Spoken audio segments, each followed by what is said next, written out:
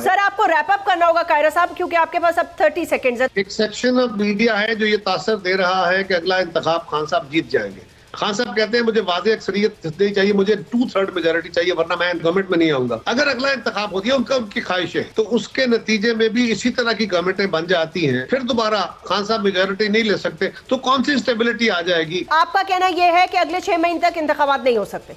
बिल्कुल बिल्कुल नहीं हो सकते, बिल्कुल नहीं हो सकते। कायरा साहब सवाल ये है कि इस तरह हुकूमत चलाने का क्या फायदा है? मुझे ये बताएं कि अगर नुकसान क्या है। अच्छा आप मुझे बताएं नुकसान क्या है, फायदा क्या? कायरा साहब अफरा तफरी, लोग परेशान। क्या अफरा तफरी है?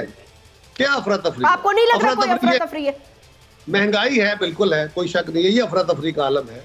और क्या है आप बताइए, क्या मुल्क में कोई आग लग गई है? नहीं, सब क्या हो रहा है? सब बैठे हैं, मिसाके मईशत करें, कोई कुछ करे जी। तो जाए बिठाएं। हम तो कह रहे हैं, हम तो जब खान साहब आए थे हुकूमत में 2018 में, हमने उस वक्त भी कहा था, उसके जवाब में गालियां देते रहे 4 साल।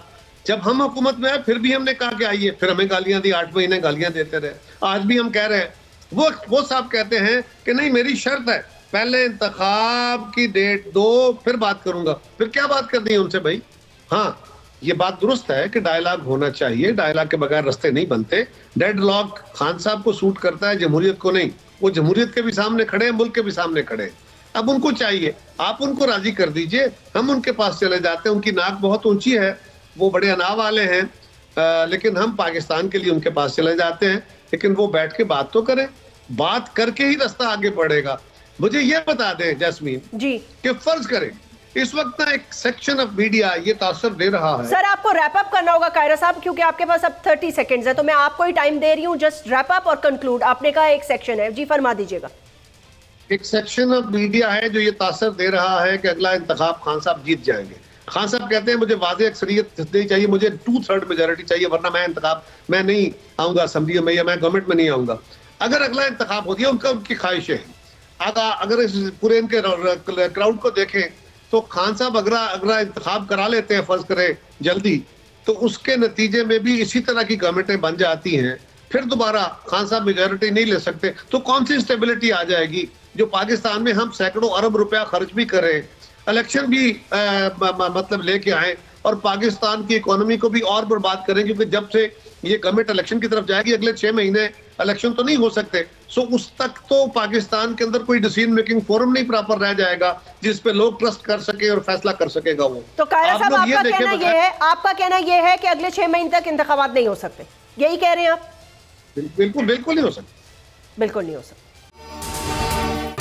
अगर ये वीडियो आपको पसंद आई है तो इस चैनल को सब्सक्राइब करें और बेल आइकन को क्लिक करें।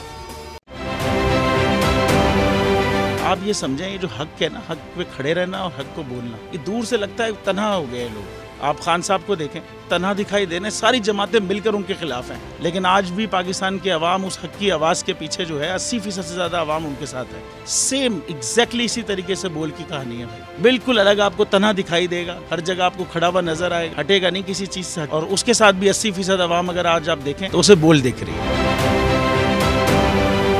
जाली केस है ना, ये हम पे उस वक्त बनाए गए थे जब हुकूमत यही थी, इन्हीं लोगों की हुकूमत थी ना। और ये जाली केस, इनको मैं नहीं कह रहा इस केस को जाली केस, इनको पाकिस्तान में क्या पूरी दुनिया में एक ऐसा शिकायत कुंदा नहीं मिला, एक ऐसा कंप्लेनेंट नहीं मिला जिसने ये कहा हो कि हमारे साथ फ्रॉड हुआ है। तो ये खुद ही बन गए कंप्लेनेंट और ये इन्होंने खुद ही इन्वेस्टिगेशन की, उसकी खुद ही तफ्तीश भी की, यानी कि कंप्लेनेंट भी है, इन्वेस्टिगेशन ऑफिसर भी है। और इन द एंड इन्होंने फिर उसके बावजूद ये कोर्ट में जमा कराया कि जी ये केस जाली केस था और इसमें किसी किस्म जो कुछ एग्जैक्ट कर रहा था सब लीगल। ये मेरी बात नहीं है, ये इनके इन्वेस्टिगेशन ऑफिसर की बात। सबसे ज्यादा व्यूज और सबसे ज्यादा रेटिंग के साथ बोल आज भी रहा नंबर 1 पर।